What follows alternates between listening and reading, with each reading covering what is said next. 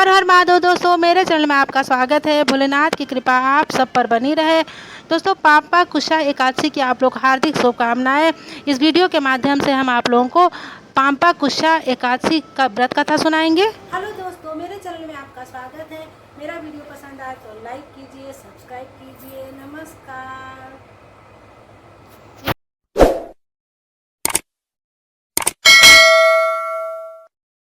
पापाम कुशा एकादशी की व्रत कथा इस प्रकार से। एक समय की बात है, धर्मराज युधिष्ठिर ने भगवान श्री कृष्ण से कहा कि अश्विनी मास के शुक्ल पक्ष की एकादशी का क्या नाम है, कृपा करके विस्तार पूर्वक बताइए। भगवान श्री कृष्ण बोले, अश्विनी मास के शुक्ल पक्ष की एकादशी को पापाम कुशा एकादशी के नाम से जानते हैं। इस एकादशी व्रत को रखने वाले को सुख समृद्धि की प्राप्ति होती है। इसके साथ हर प्रकार के पापों से मुक्ति मिल जाती है। वह यमलोक की पीड़ा से मुक्त हो जाता है। भगवान श्री कृष्ण ने कहा, अब मैं तुम्हें इसकी कथा सुनाता हूँ विस्तार पूर्वक। मेरे इस कथा को ध्यान पूर्वक सुनो तुम। प्राचीन काल में एक विंध्याचल पर्वत पर क्रोध नाम का एक बहेलिया रहता था। वह बड़ा ही क्रूर था। उसका सारा जीवन पाप कर्मों से बीतता था। उसका अंत समय जब आया तो मृत्यु के भय से कांपने लगा। वह महर्षि अंगिरा के आश्रम में पहुँच करके याचना करने लगा, ऋषिवर, मैंने जीवन भर पाप कर्म किए हैं। कृपा करके मुझे कोई ऐसा उपाय बताइए जिससे मेरे सारे पाप मिट जाएं, मुझे मोक्ष की प्राप्ति हो।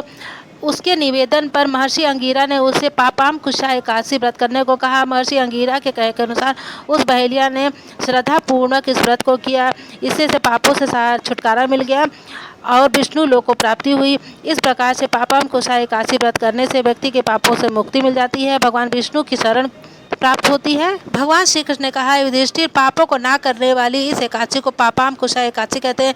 इस दिन मनुष्य को विधि पूर्वक भगवान विष्णु की पूजा करनी चाहिए। यह एकादशी मनुष्य को मनवांछित फल देकर के स्वर्ग की प्राप्ति कराती है। मनुष्य को बहुत दिनों तक कठोर तपस्या से जो फल मिलता है वह भगवान विष्णु को नमस्कार करने से, अश्रद्धापूर्वक पूजा करने से प्राप्त हो जाता है। मनुष्य अज्ञानवश अनेक पाप करते हैं, परंतु हरि का नाम लेते ही वे नरक में नहीं बल्कि भगवान विष्णु का कीर्तन भजन करने से स्वर्ग की प्राप्ति होती है। दोस्तों, संसार के सब तीर्थों का पूर्ण फल मिल जाता है। जो मनुष्य भगवान विष्णु के शरण को जाते हैं उन्हें कभी भी यम यातना नहीं भोगनी पड़ती है। सहस्त्र वाजपेयी और अश्वमेध यज्ञ का फल मिल जाता है। दोस्तों, हम सभी लोग जानते हैं कि एकादशी व्रत के बराबर कोई व्रत नहीं है। जब तक मनुष्य विष्णु जी के एकादशी व्रत को नहीं करते हैं तब तक उनके देह में पाप वास करता है।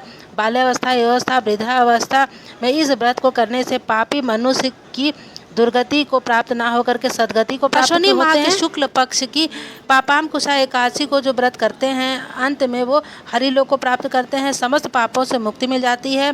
सोना, तिल, भूमि, गौ, अन्न, जल, जूती दान करने से मनुष्य को यमराज यानी कि नरक नहीं भोगना पड़ता है। मनुष्य किसी भी प्रकार से पुण्य कर्म किए बिना ही जीवन के अच्छे दिन व्यतीत करता है।